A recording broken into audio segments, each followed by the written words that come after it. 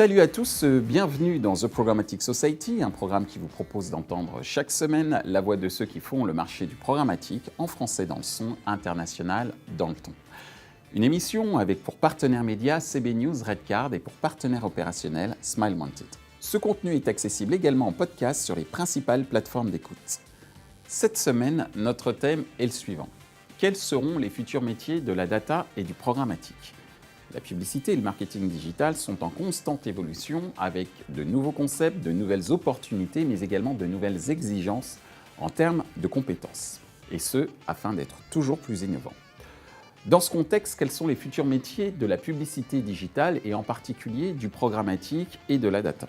Pour en discuter, Isabelle Rouen de Colibri Talent, Charles Desréal de Loyal, Alexandre Stopnicki du MBA MCI, Bruno Latapi de 20 minutes.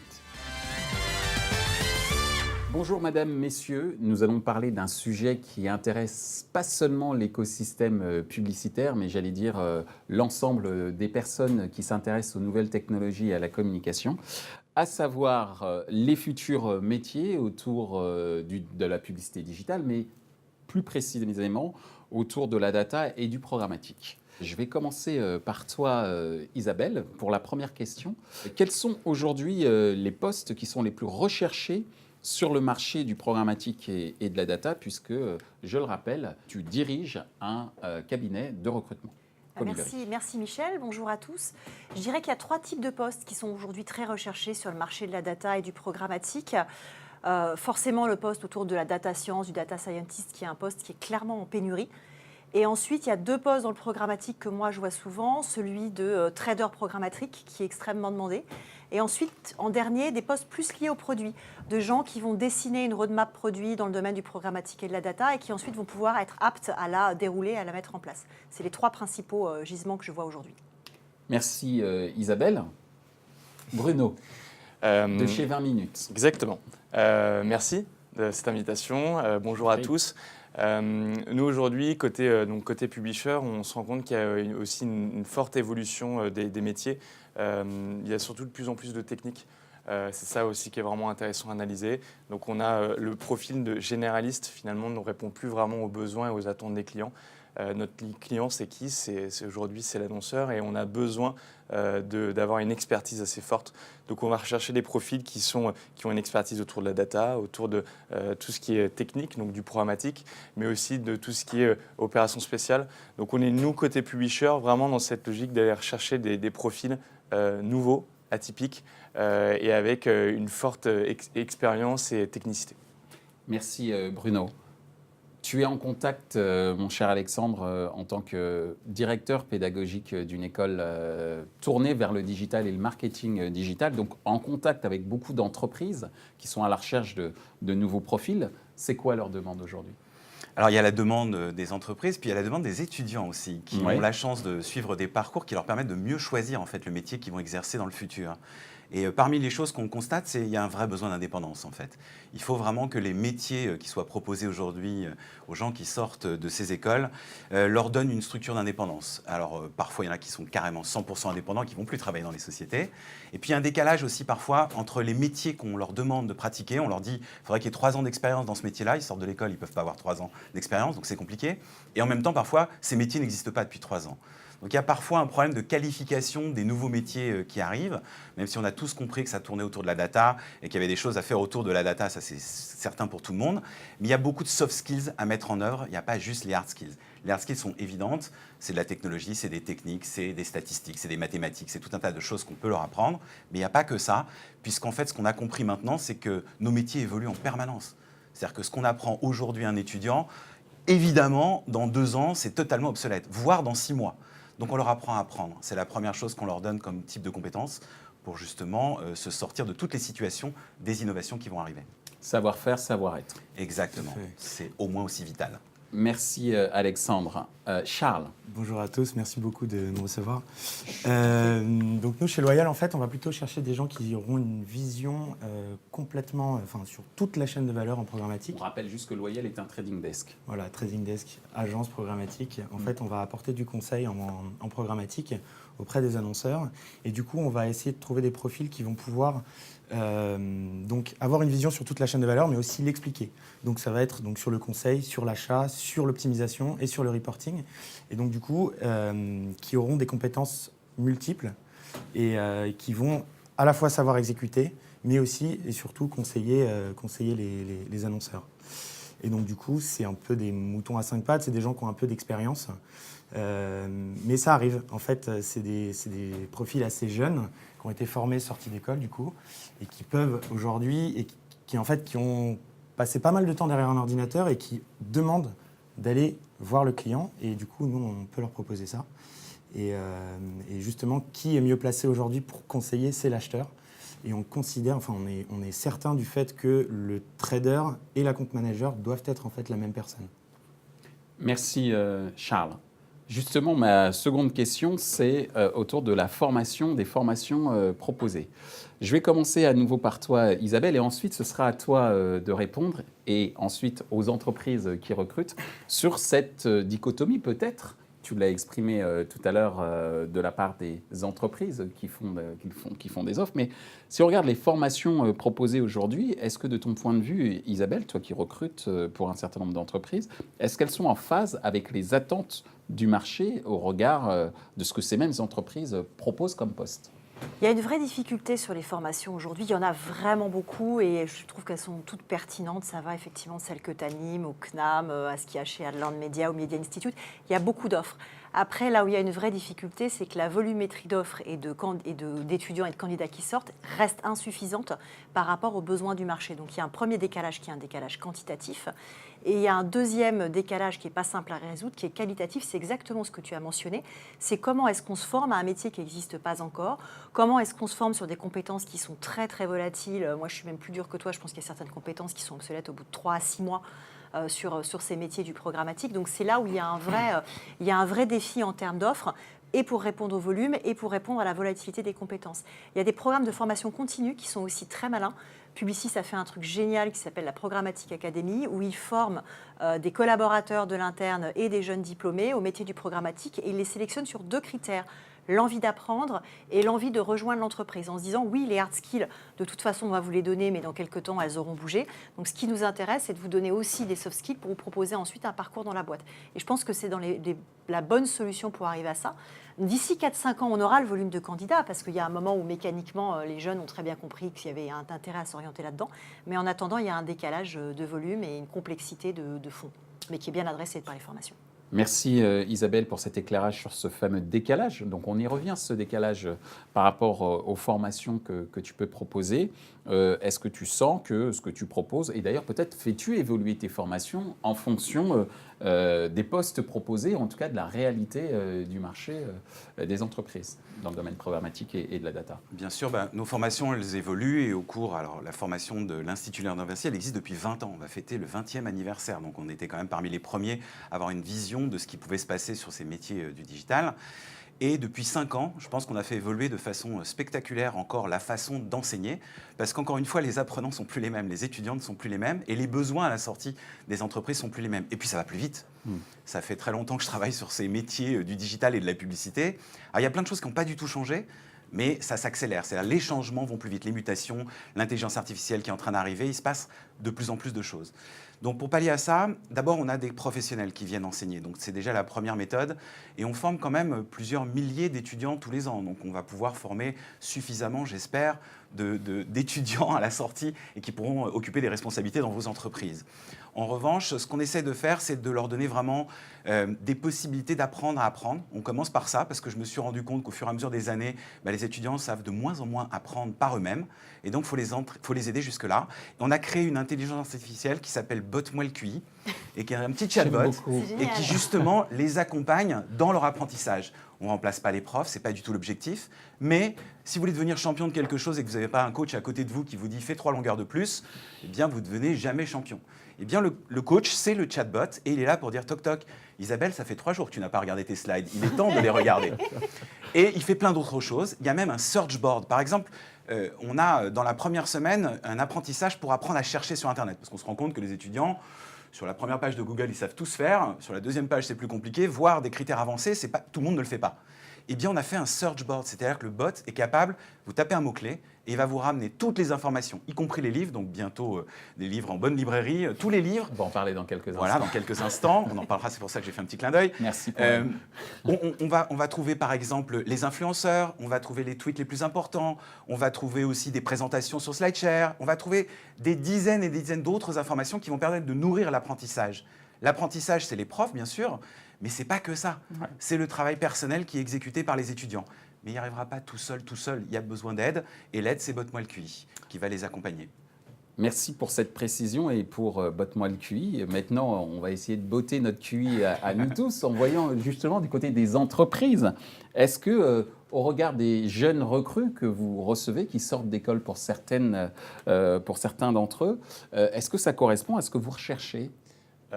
Les formations. Aujourd'hui, on a encore du mal à trouver. C'est super intéressant de savoir qu'aujourd'hui, il y a de plus en plus de formations. Chez 20 minutes, mais je pense que chez pas mal d'autres publishers, on se rend compte qu'il y a une pénurie.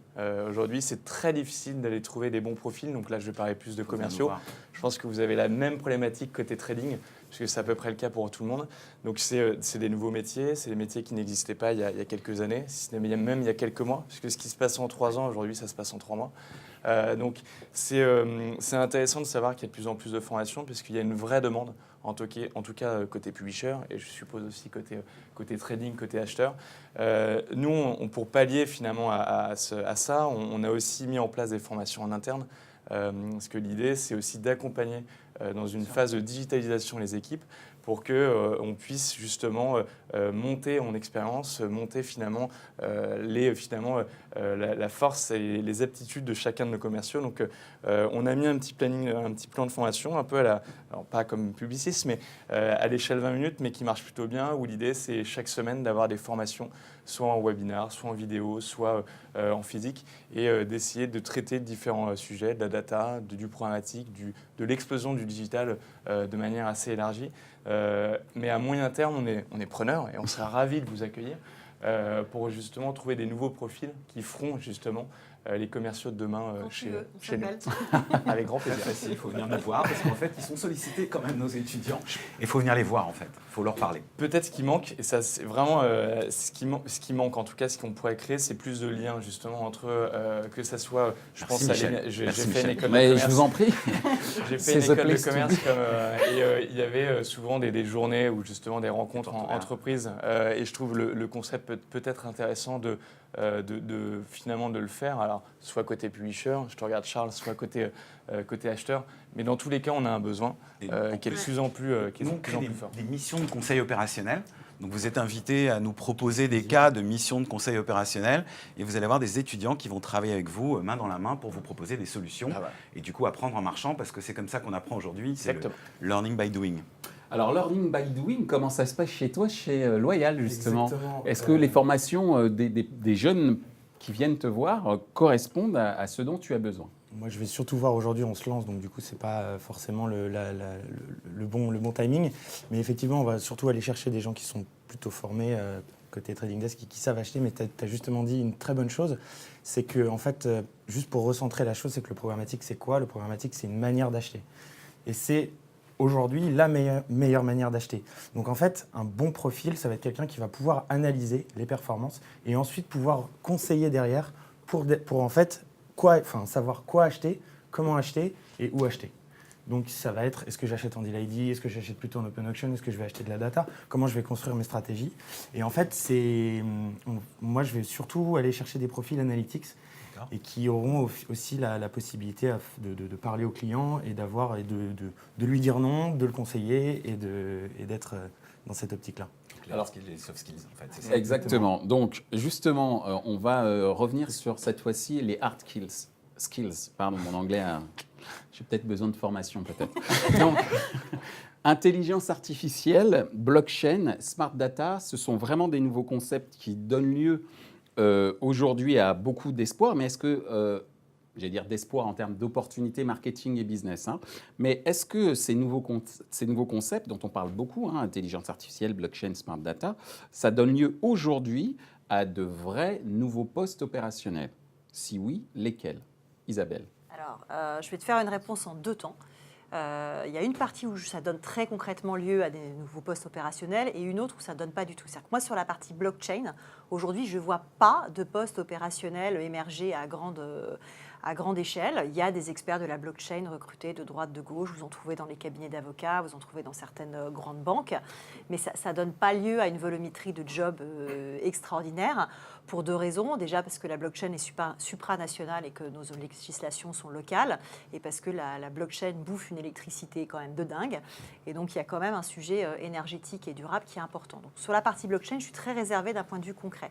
Pas du tout, bien sûr, sur la partie intelligence artificielle et data. Enfin, j'en ai même fait un livre. Donc, voilà, là-dessus, il y a énormément de postes qui sont en train d'émerger. Je pourrais en parler pendant des heures, mais voilà, des postes d'interprètes des data. Exactement ce que tu disais, des postes de gens qui sont capables de mélanger à la fois une vision très stratégique de à quoi sert la data, pourquoi est-ce que je l'active, de conseil client et d'un niveau d'expertise très pointu de comment je vais choper la bonne impression, la bonne donnée, avec quelle technologie. C'est vraiment sur ces métiers-là qu'on a aujourd'hui beaucoup de besoins et beaucoup d'émergence. Bruno, ton avis sur justement ces nouveaux concepts dont je parlais tout à l'heure et qui concrètement, est-ce que concrètement chez toi ça aboutit à la création de nouveaux postes opérationnels?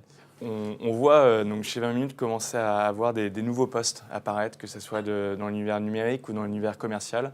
On voit des profils type des data scientists, on voit du business analyst, on parlait d'analytics, il y a aussi beaucoup d'analytics chez nous, de plus en plus, puisque le problématique, c'est l'automatisation des flux financiers, donc c'est de plus en plus de plateformes. Ça sera aussi un problème demain, c'est un problème aujourd'hui où il y a une multiplication aujourd'hui des plateformes.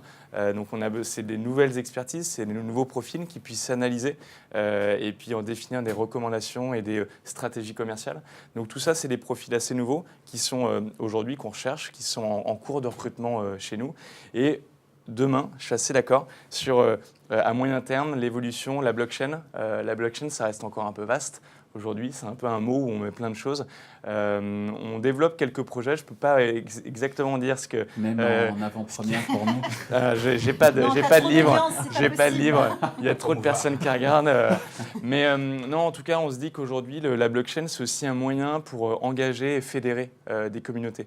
À travers des nouvelles technologies, c'est des projets qui peuvent être intéressants. Mais je suis assez d'accord qu'à court terme, c'est vraiment des profils qui sont liés autour de la data, de l'analytics, du programmatique, mais avec une expérience, je ne vais pas parler d'ingénieurs finalement ou de technico-commerciaux, en tout cas pour nous, mais on n'en est pas très loin. Parce qu'aujourd'hui, nos métiers sont de plus en plus techniques, mais le programmatique, c'est pas automatique. Pour reprendre une de tes phrases, je voulais la placer absolument.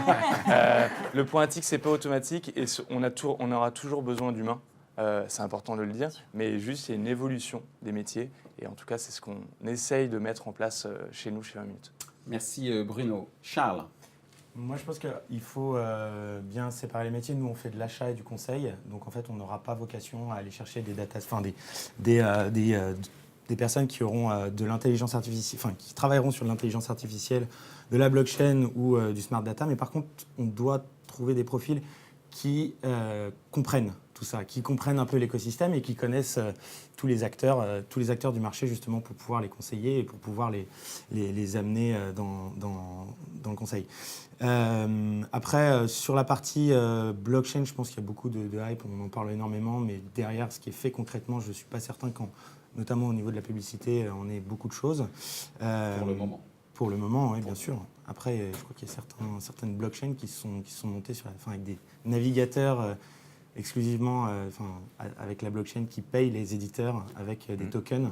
Je pense qu'avec la e-privacy, RGPD, avec Safari, l'évolution prochainement de Safari, je pense qu'on va en reparler très rapidement. Et finalement, la connexion data va être assez facile à faire. Là, on sera vraiment sur le summum du programmatique où on aura complètement des intermédiaires et on aura uniquement l'utilisateur qui paiera du coup le publisher. Mais bon, on n'en est pas encore là. Mais du coup, voilà, il faut qu'on comprenne, mais après, travailler dessus, pas encore. Alors justement, sur ces différents concepts, comment tes formations, Alexandre, s'adaptent pour peut-être répondre à des postes opérationnels concrets, quoi, dont on a déjà parlé. Tu parlais d'analyste, data scientist. On parle énormément d'innovation au cours de ces formations. Alors d'abord, on s'applique à nous-mêmes aussi un certain nombre d'innovations. Je parlais du chatbot, mais aussi nos diplômes, par exemple, ils sont blockchainisés. Donc si demain vous embauchez quelqu'un, vous pouvez vérifier que son diplôme n'est pas un photoshopé avec des arts. Ça peut être important dans certains cas de figure. Donc on va jusqu'au bout. Surtout pour chasseurs qui s'engagent et qui vérifient les références, je te confirme. Voilà, tant mieux. Alors tu peux faire en toute sécurité chez nous, il n'y a aucun problème au sein de l'Institut Léonard de Vinci. Et ce qui est important, c'est de leur donner une vision, en fait. Parce que comme ça évolue très vite, je pense qu'il faut leur faire un parcours global, complet. Ils construisent un robot, pour de vrai. Donc, ils savent ce que c'est qu'un cerveau moteur, après.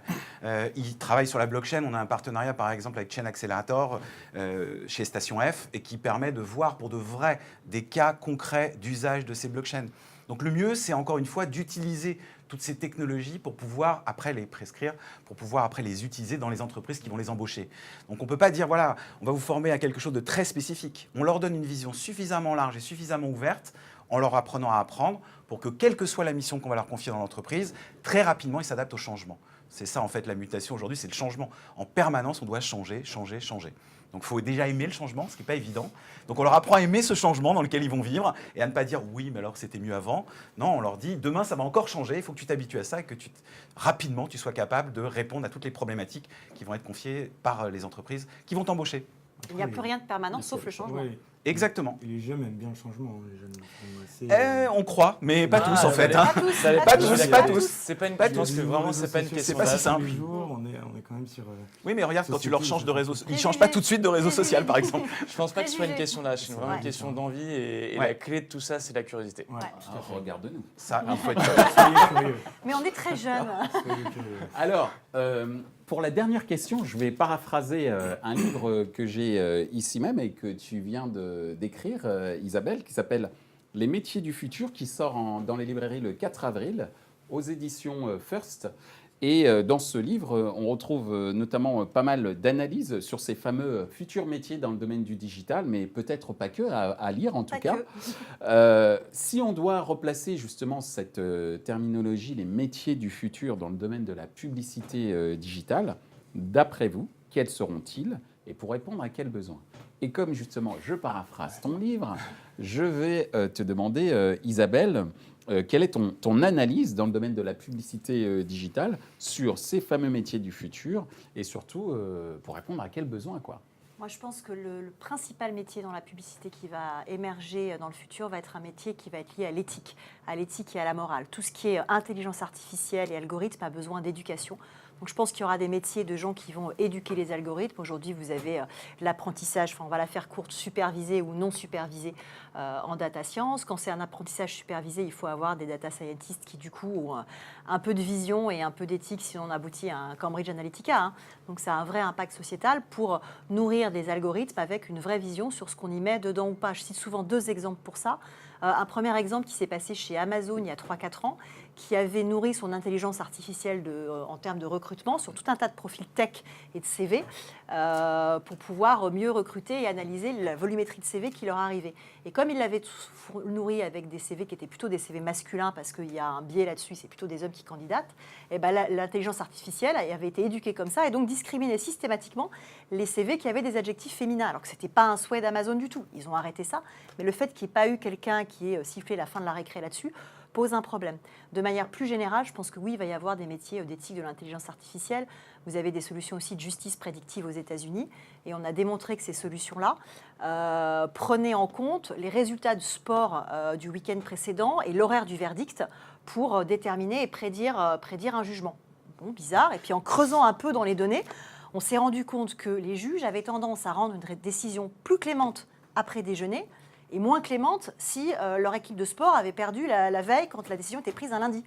Donc on peut estimer que c'est un biais qui est inconscient, on peut estimer que le juge, normalement, ne devrait pas avoir ce biais-là, mais l'intelligence artificielle qui a pris ces données en big data, s'il n'y a pas quelqu'un qui, à un moment, va regarder qu'est-ce qu'on met dedans pour prédire un résultat, ça pose un problème. Donc je suis convaincue que dans nos métiers de la pub et du programmatique, il y aura bientôt des éthiciens d'intelligence artificielle indépendants qui veilleront à ce que les approches décisionnelles soient faites avec des données qui font du sens et qui donnent du sens. Donc l'analytics, encore une fois, est vraiment très très important pour l'ensemble des métiers exploitant les technologies. Bruno, les métiers du futur. Tout à fait d'accord avec ce que tu dis, Isabelle. En complément, je pense qu'il y a 3 points. Donc, c'est assez compliqué comme question puisque c'est se projeter, tout va vite, donc peut-être que dans 3 mois ça va changer. Mais je pense qu'il y a 3 points importants, en tout cas pour nous, publishers et côté 20 minutes, c'est le service. On a peut-être un peu oublié dans tout ça, tout s'automatise, mais que le cœur du business, en tout cas de notre business, c'est d'accompagner. On se retrouve un peu dans cette logique aussi d'achat ou de vente. C'est du serviciel. Donc c'est beaucoup de services, de pédagogie, d'accompagnement, de soutien, enfin d'échange. Donc le côté humain, pour nous, est super important. Il y a un axe technique, évidemment. On l'a dit, et je pense que là, pendant une vingtaine de minutes, on l'a bien vu, la technique est au cœur de nos métiers. On n'est pas la seule industrie. N'importe quelle industrie aujourd'hui, je pense, est liée et rapprochée assez près de cette partie technique. Et le dernier point qui est super important, qui est lié à la curiosité, mais c'est l'ouverture d'esprit. C'est que sans ouverture d'esprit, et il n'y a pas d'âge derrière ça, c'est que sans ouverture d'esprit, finalement, je pense qu'on ne pourra pas s'acclimater à ces différents changements. Et c'est super important d'aller trouver des profils qui soient plus commerciaux, plus techniques ou autres, d'avoir ces 3 prérequis, on va dire, en plus de ce que tu viens de dire. Merci Bruno. Alexandre. Alors je crois qu'il y a aussi une chose qui va nous révolutionner encore pas mal notre écosystème, c'est la voix. Parce que la publicité aujourd'hui, elle est essentiellement visuelle, mais quand elle va être vocale, ça sera très différent. Si mon réfrigérateur est vide et que mon intelligence artificielle me dit « Toc toc Alexandre, tu sais que tu reçois des invités dans quelques jours, il te manque tel aliment », c'est de la publicité peut-être à un moment ou un autre qui va se greffer à tout ça. Et pour l'instant, les solutions qui émergent sont quand même extrêmement simples ou basiques. En fait, on va tous vivre avec des voix qui nous parlent. Donc, ce changement-là va nécessiter de nouveaux apprentissages, de nouveaux métiers et de nouvelles façons de raisonner la publicité. Qu'elle soit programmatique ou pas, qu'on la programme, qu'on fasse un certain nombre de choses autour de ça, on aura une voix qui va nous dire des choses. Et donc, il faudra comprendre comment parler avec cette voix. Il y a des problèmes de sécurité aussi. Les problèmes d'éthique sont vitaux pour moi. C'est vrai que c'est la première chose. Et s'il n'y a pas de sécurité, c'est encore pire l'éthique. On ne peut pas travailler dans un écosystème où si effectivement on est écouté toute la journée, comme on peut l'être dans certains pays en Asie, c'est compliqué. Donc il faut savoir comment on parle à ce moment-là, tous les jours, avec ses amis, si on est écouté en permanence. Donc ça devient aussi un autre métier. Donc il y aura des métiers autour de l'apprentissage, de la façon de parler avec ces technologies. Donc ça, c'est des choses aussi qui vont révolutionner pas mal notre écosystème de la publicité. Madame Michu des années 90, elle n'existe plus. Elle a des adblockers, elle est soumise à des publicités qui vont être vocales, elles vont être en 3D bientôt et peut-être en réalité augmentée. Donc évidemment, c'est génial parce qu'il y a plein de choses à inventer en termes de créativité publicitaire, en termes de diffusion de cette publicité et en termes de mesure de cette publicité et de la qualité de l'impact. Et pouvoir analyser effectivement tous ces fameux impacts. Il faudra plein de data qui seront un peu différentes et qui prendront beaucoup plus les sensations. On pourra les analyser en temps réel. On voit qu'on est reconnu aussi avec son... Mais il y a également l'émotion. Ouais, bien sûr. On est reconnu en temps réel avec son téléphone, donc on saura exactement si on s'exprime, à quel moment on est heureux, on est malheureux, et peut-être qu'on nous enverra juste la pub qui va bien à ce moment-là. Donc on peut aller très très loin en fait. Je crois qu'on en est qu'au début de ce qu'on va pouvoir faire comme contextualisation de cette publicité. Et là, tous les métiers vont exister. Merci Alexandre. Charles. Moi, je ne vais pas parler d'un futur aussi loin, je vais juste parler d'un futur qui est juste demain. C'est un business à faire tourner. Et c'est toi le jeune pourtant. Je pense qu'on va surtout, quand tu parlais de curiosité, moi j'en suis convaincu, on va surtout répondre à la curiosité des annonceurs et à leurs besoins de transparence. En fait, faut savoir qu'en fait, les annonceurs font du programmatique déjà depuis bien longtemps. Ils ont tous un compte AdWords, ils ont tous un compte Business Manager de Facebook. Et en fait, l'idée, c'est d'aller leur mettre dans les mains ce fameux DSP que tout le monde un peu retient pour soi et de les éduquer là-dessus parce qu'ils ont envie de mettre les mains dedans. Ils ont des équipes pour le faire. Il s'agit simplement de les accompagner et de les mettre un peu sous tutelle et en fait de leur dire que c'est pas si compliqué, simplement il faut comprendre et du coup les éduquer.